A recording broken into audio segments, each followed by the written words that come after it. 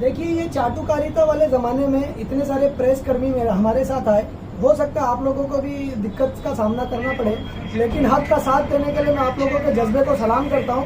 और आप लोग आकर हम लोगों की बातों को पब्लिक के सामने रखे, आपने प्रेस का हक अदा किया, आप लोगों का बहुत बहुत शुक्रिया। और इसी तरह आप काम करते रहिए। गोवंडी हम और आप मिलकर इंशाल्लाह बहुत अच्छी बनाएंगे, अपने रहने के लायक बनाएंगे इंशाल्लाह।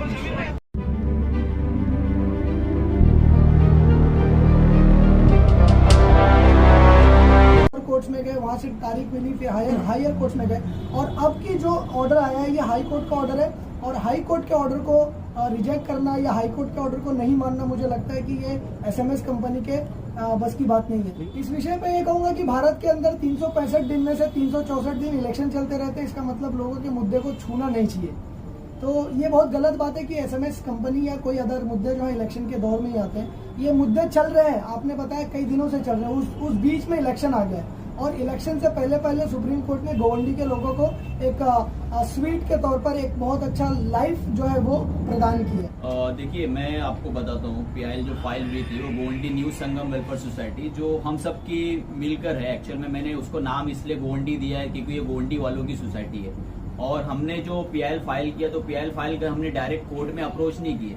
सबसे पहले हमने 2000 जो आपको मैं बताता हूँ 2020 में हमने सबसे पहली कंप्लेंट लॉन्च की जुलाई के महीने में, कि उस कंप्लेंट में हमने जो सबसे पहले जो ट्विटर के ऊपर कंप्लेंट लॉन्च की वो सेंट्रल पॉल्यूशन कंट्रोल बोर्ड को हमने दिया। दिल्ली में हमने कंप्लेंट लॉन्च की कि सर हमारे यहाँ पे बायोमेडिकल वेस्ट कंपनी है जो कंटिन्यूअसली अगर दिन में देखो या रात में देखो जो टॉक्सिक एमिशन मतलब बहुत ज्यादा डार्क धुएं निकाल रहे, तो जिसकी मतलब यहाँ के लोगों की स्थानीय लोगों के स्वास्थ्य पे काफी उसका प्रभाव पड़ रहा है। तो उस कंप्लेंट को सेंट्रल पॉल्यूशन कंट्रोल बोर्ड ने जुलाई 25 मतलब 25 जुलाई को महाराष्ट्र पॉल्यूशन कंट्रोल बोर्ड को फॉरवर्ड किया कि इसके ऊपर आप लोग 7 दिन के अंदर अंदर एक्शन टेकन रिपोर्ट सबमिट करो।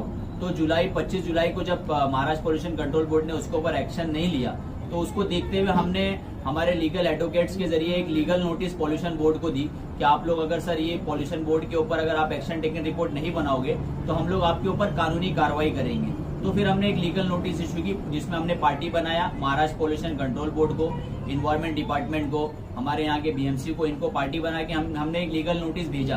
तो उस लीगल नोटिस का इम्पैक्ट ये पड़ा कि उन्होंने विद इन 1 वीक हमारा जो कंप्लेंट था उसके ऊपर जो उनको रिप्लाई फाइल करना था उसको उन्होंने रिप्लाई फाइल करते हुए यहाँ की जो पॉल्यूशन बोर्ड थी उसको ये डायरेक्शन दिया कि जो पॉल्यूशन निकाल रहे हैं मतलब ये धुआं निकाल रहे हैं कि सबसे पहले इस धुएं को कम करने के लिए आप लोग क्या करो कि आधा लोड मतलब वो टाइम पे कोविड था एक्चुअल में, तो कोविड के टाइम पे बहुत ज्यादा लोड यहाँ पे आ रहा था, तो 50% लोड डाइवर्ट करने के लिए तलोजा की तरफ भेजने का आदेश दिया उस नोटिस के बाद। उसके बाद जब हमने देखा कि नोटिस के बाद तो लोड तो उन्होंने डिवाइड कर दिया और उसके बाद भी मतलब यहाँ के लोगों के जो हेल्थ सिचुएशन है वो कुछ ज्यादा डिफरेंस नहीं है। हमने एक आरटीआई पुटअप की थी, मैं आपको दिखाना चाहता हूँ आरटीआई का डेटा। या अगर आप लोग थोड़ा जूम करेंगे इसके ऊपर तो आपको दिखेगा। ये डेटा के अंदर बाकायदा आप लोग खुद देखिए कि ये हमने पूरे इंटायर मुंबई का डेटा मांगा था, जिसमें उन्होंने डेटा में फिगर आउट किया था कि ट्यूबरक्लोसिस के जो पेशेंट है वो ईयर 2009 में 9000 थे, 2010 में 8,900 थे, फिर मतलब सबसे ज्यादा रेशियो शिवाजीनगर एमिस्ट वार्ड का जो अलग अलग हमने वार्ड का मांगा था, हर ए से लेके टी वार्ड तक का मतलब इंटायर 24 वार्ड्स के हमने डेटा निकाले थे। तो उसमें से अपना जो एमिस्ट वार्ड आता है वो सबसे ज्यादा हाईली डेंसली जो है कि अफेक्टेड एरिया था अपना सब अराउंडिंग सारे वार्ड में। तो इस डेटा को हमने बेस बनाया और इसके बिना पे हमने कोर्ट में पिटीशन फाइल की। तो कोर्ट में जब हम गए पब्लिक इंटरेस्ट लिटिगेशन हमने जब फाइल किया तो ऑलरेडी 2019 में बॉम्बे हाई कोर्ट ने एसएमएस इन्वोक्लीन जो कंपनी है यहाँ की जिसके बारे में सारी बातचीत चल रही है, उस कंपनी को 2019 में कोर्ट ने स्टे दिया था, मतलब यहाँ पे रहने का एक प्रस्ताव दे दिया था। तो उस स्टे को हमने रिवोक करने की कोशिश की, इसके लिए हमने पब्लिक इंटरेस्ट लिटिगेशन फाइल किया, यानी उस स्टे को हमको तोड़ना था कहीं ना कहीं, कि उस स्टे को तोड़ने के लिए हमने पब्लिक इंटरेस्ट लिटिगेशन 2022 में फाइल किया। और जब हमने 2022 में फाइल किया तो फाइल करने के बाद हमने काफी चीजें अपने पिटीशन पे हमने ऐड भी की। जैसे मैं आपको दिखाना चाहता हूँ कि ये हमारे यहाँ का हमने एक डिवाइस अपने यहाँ पे इंस्टॉल किया था जिसको हम एयर क्वालिटी मॉनिटरिंग डिवाइस कहते हैं। कि वो air quality monitoring device actual में वर्क कैसा करता है कि जितने भी सराउंडिंग में जो भी जो पॉल्यूटेंट्स होते हैं एयर पॉल्यूटेंट्स, जैसे उसमें SO2 सल्फर डाइऑक्साइड आता है, CO2 आता है, कार्बन एमिशंस आता है, PM 2.5 आता है, PM 10 आता है, मतलब उसके पूरा हमने एक मेजरमेंट निकाला और मेजरमेंट निकाल कर वो डेटा हमने कोर्ट को पुटअप किया। उस डेटा के ये देखिए आप लोग रेड देख रहे हो, ये पूरा ये सारे इंग्रेडिएंट्स है, मतलब जो पॉलिटेंस है, ये सारे पॉलिटेंस का हमने बेस बनाया कि ये सर हमारे यहाँ पे सबसे ज्यादा अफेक्टेड ये चीजों की वजह से लोग ज्यादा हो रहे। तो इसका बेस क्या बना कि वो बायोमेडिकल कंपनी आयोक्सिन, फ्यूरेन और इस तरीके के पॉलिटेंस निकालती थी।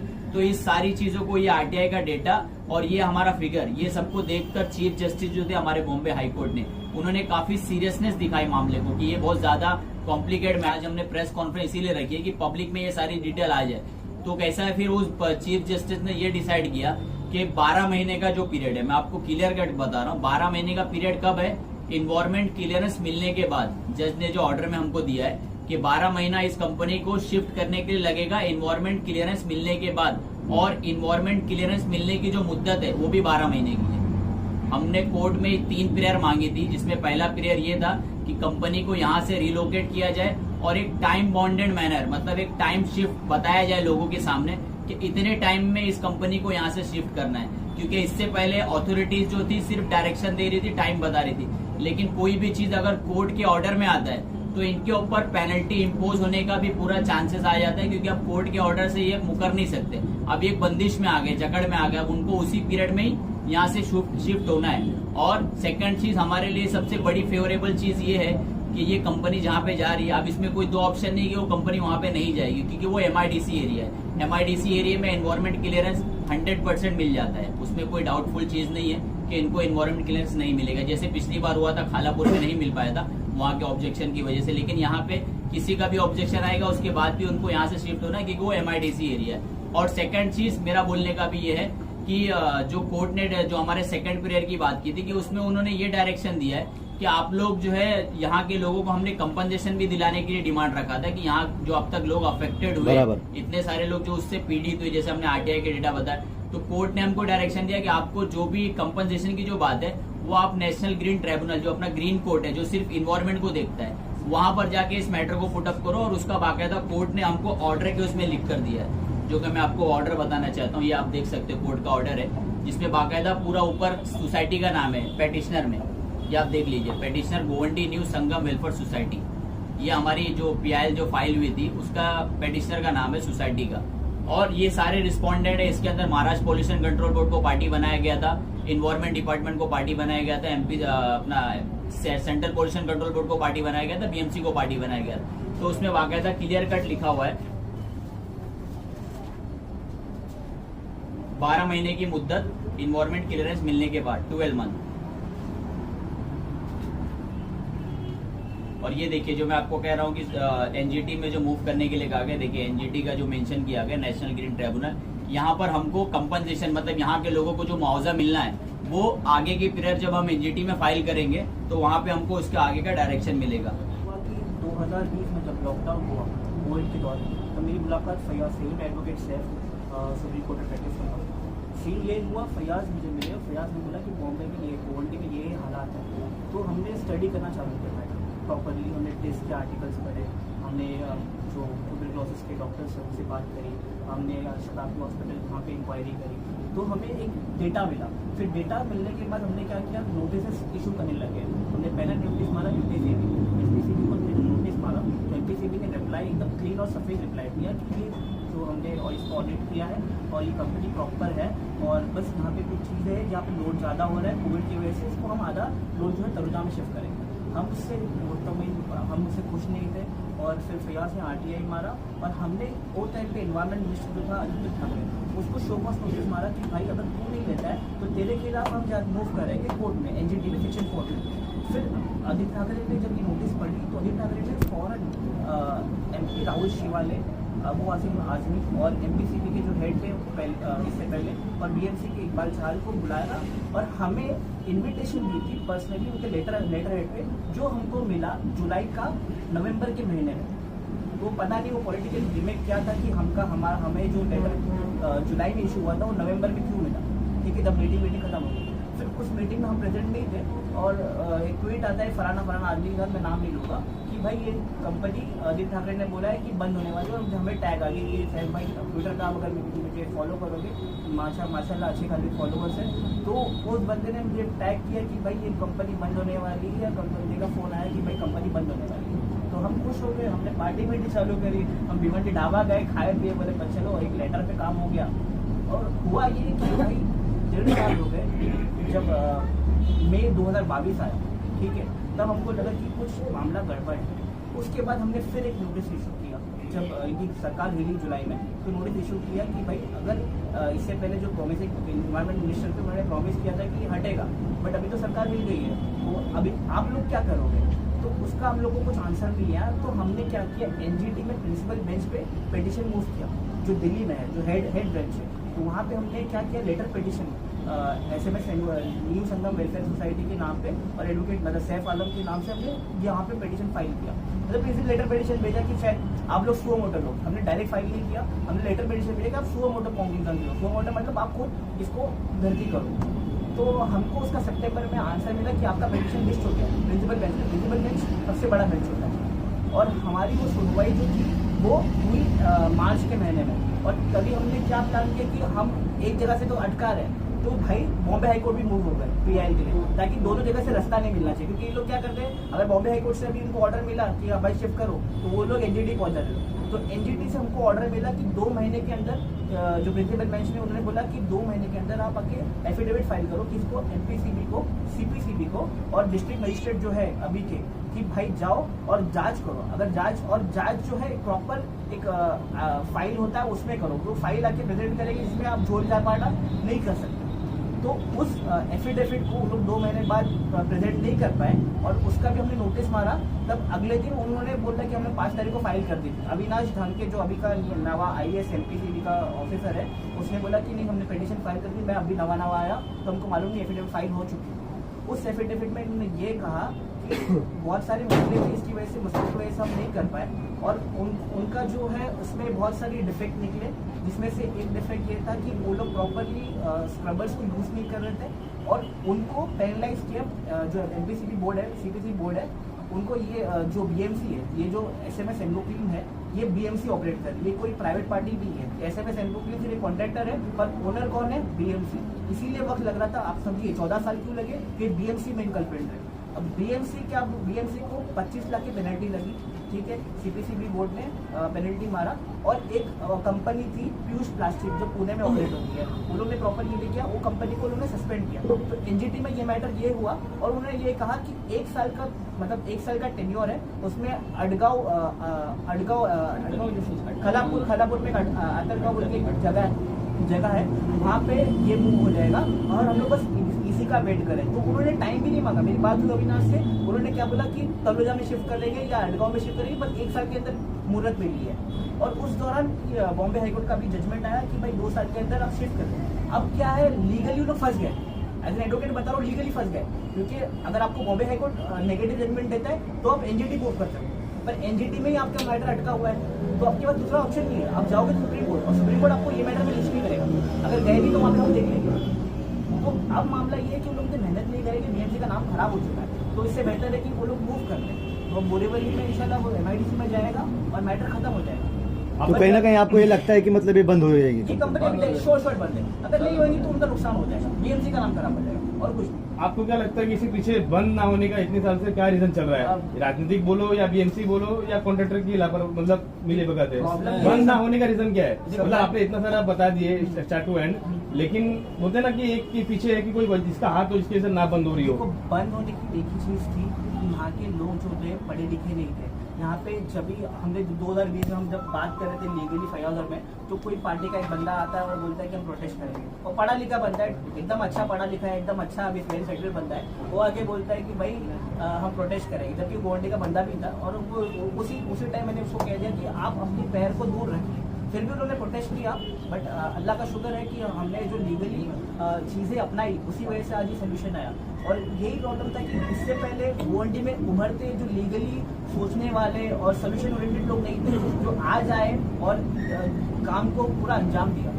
इसमें कुछ किसी का क्या बोलते कुछ बड़ा योगदान हाँ, पर्सनल गेन नहीं है कि भाई हम लोग ने ये किया वो किया, बस लोगों ने सोचा कि उम्मत के लिए कुछ करना है तो भाई उतर गए मैदान में और कर दिया। किसी ने किसी का एक पैसा खर्च नहीं होना है, भाई का खर्चा हुआ ना, मैं लीगल फीस लिया ना, किसी ने हम लोग किसी को दूसरे बॉम्बे हाईकोर्ट ने भी किसी को ऑपरेट करे, कुछ पैसे किसी ने खर्च नहीं किए, पर मेहनत की।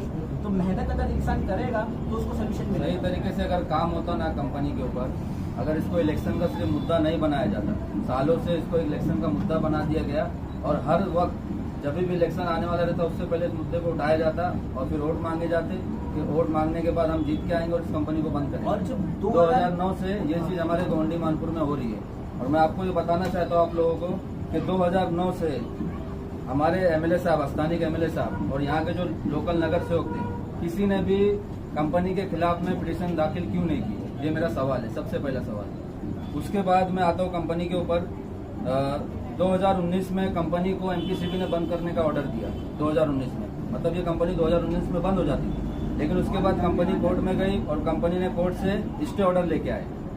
ये स्टे ऑर्डर की कॉपी है, कंपनी ने जाकर राइट पिटीशन डालकर कोर्ट से स्टे ऑर्डर लेके आई।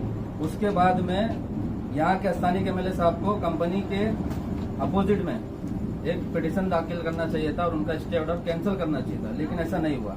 सिर्फ एक नॉर्मल सा चैम्बर समन करके एक उन्होंने एप्लीकेशन दाखिल किया, एक नॉर्मल सा चैम्बर समन। अगर ये पिटीशन उसी टाइम पे दाखिल होती तो ये कंपनी 2019 में ही बंद हो जाती थी और वो जो समन जो दाखिल किया गया वो भी डिसमिस हो गया। देखो नीचे डिसमिस। तो ईमानदारी से इस पर काम नहीं हुआ। उसके बाद में जब गोंडी न्यू संगम वेलफेयर सोसाइटी ने जब 2022 में पिटीशन दाखिल करे, उसके बाद में भी यहाँ के स्थानीय एमएलए साहब ने 2023 में एक नॉर्मल सा इंटरव्यू को यही बोलना चाहते हैं कि देखो गोंडी में जो भी आप लोग जिसको भी वोट देते हैं, आप अभी देखो एक जवान पिक्चर आई है, आप उसमें देखो लास्ट का जो सीन है उसका शाहरुख खान का, कि ये जो उंगली है, ये उंगली जो हम लोग करते हैं, हर जगह उंगली करते हैं, लेकिन जब 5 साल में एक बार जब इलेक्शन आता है तो हम लोग सही जगह पे उंगली नहीं करते। उसका नुकसान है जो आज झेल रहे थे ना इतने साल से इस कंपनी को, कि ये कंपनी बंद नहीं हो रही थी। हॉस्पिटल की हालत देखो आप लोग क्या है, हॉस्पिटल 2 साल तक बंद था, उसके बाद 2 साल 1 साल लड़ाई लड़ा, उसके बाद में हॉस्पिटल चालू हुआ। तो ऐसे बहुत सारे मुद्दे हमारे इधर है। तो आप लोग जब भी इलेक्शन आता है आप देखो, समझो, जानो वो क्या करेगा, हमारे साथ पढ़ा लिखा है नहीं है, ईमानदार है नहीं है, सारी चीजें जानने के बाद आप किसी को भी वोट दो। और मेरे हिसाब से जहां तक हो सके आप लोग यहाँ के स्थानीय लोगों को ही चुनकर लेकर आओ। ये मेरा लोगों को एक मैसेज है कि आने वाले इलेक्शन में देखो, इलेक्शन में यहाँ पे किसी को कोई लेना देना नहीं है। हम लोग अगर ये लड़ाई लड़ रहे हैं तो हम लोग अपने गोंडी, क्योंकि हम यहाँ पे यहाँ से गुजरना आना जाना, कितनी सारी आबादी है यहाँ सामने देखो, ये माजिद भाई लोग रहते हैं, जाकिर हुसैन नगर में फयाज जी लोग रहते हैं, जो उसकी बास आती है, कितनी गंदी बास आती है कंपनी की, धुआं आता है, हमारे फेफड़ों में जाता है, बच्चे बीमार होते हैं, टीबी के इतने सारे मरीज, कैंसर बीमारियों का गढ़ बन गया हमारा गोंडी आज। इतनी सारी प्रॉब्लम है और हमारे इधर जो भी चुन के आता है वो सिर्फ और सिर्फ अपनी रोटी सेकता है, अपना फायदा निकालता है और जीत कर यहाँ से फिर वो गोंडी को उसी हाल पर छोड़कर चला जाता। तो मेरा लोगों से यही बोलना है कि जिसको भी आप चुनकर लाओ, सही इंसान को आप चुनकर लाओ और जितना हो सके यहाँ के स्थानीय लोगों को आप लोग चुनकर लेकर आओ। और मैं मुबारकबाद देता हूँ हमारी पूरी टीम को कि जिन्होंने इस पर सही से मेहनत की, ईमानदारी से काम किए, कि इतने सालों का एक मसला जो चल रहा था, अल्हम्दुलिल्लाह अल्लाह का एहसान है कि 1 साल 1.5 साल के अंदर उसका हमको रिजल्ट मिला। देखिए, मैं आपको एक चीज़ बता दूं, शायद मेरे पिछले बात में रह गई थी कि अभी जो इनको जो कोर्ट ने एक टाइम दिया है, ये इनके रिप्लाई फाइल करने की वजह से दिया है। मतलब कोर्ट क्या होती है, दोनों पक्ष की सुनती है। जी जी। हमारी भी बात सुनी और इनकी भी बात सुनी, तो हमने तो अपना मुद्दा रखा, तो कोर्ट ने इनसे भी रिप्लाई मांगा, कॉन्ट्रैक्टर से, जो SMS इन्वोक्लीन के जो एडवोकेट है। तो उन्होंने अपने रिप्लाई में ये मेंशन किया कि सर हमने लैंड खरीद लिया है, जगह हमने अपना पाताल गंगा में जो MIDC एरिया है वहाँ पे हमने लैंड खरीद लिया और लैंड खरीदी का उन्होंने बाकायदा पेपर भी कोर्ट में सबमिट किया कि जगह का हमने पूरा पेमेंट वगैरह सब क्लियर कर दिया है, सिर्फ और सिर्फ EC मिलेगा, EC के बाद 12 महीना, उन्होंने उसमें पूरा मेंशन किया है। तो जब तुम एक तरफ कोर्ट में तुम रिप्लाई फाइल करके तुम खुद से जवाब दे रहे हो, तो दूसरी तरफ तुम वहां से बच नहीं सकते। अब तुम्हारे पास भी ऑप्शन है, क्योंकि कोर्ट ने तुम्हारा भी पक्ष सुना, हमारा भी पक्ष सुना, अब दोनों का मुद्दा रख के बाद उसके बाद कोर्ट ने ऑर्डर फाइंड किया। तो SMS के ऊपर सत्ताधारी पार्टी समाजवादी पार्टी जो है पूरी तरह से रोटी सेक रही है और MLA नगर सेवक सब मिलकर चाहते तो बहुत जल्दी 2012-13 के अंदर ये SMS कंपनी बंद होती, लेकिन अफसोस मैंने खुद एमएलए ऑफिस में जब मुझे बुलाया गया था तो मैंने कहा था कि इस पर एक PIL फाइल करना होगा।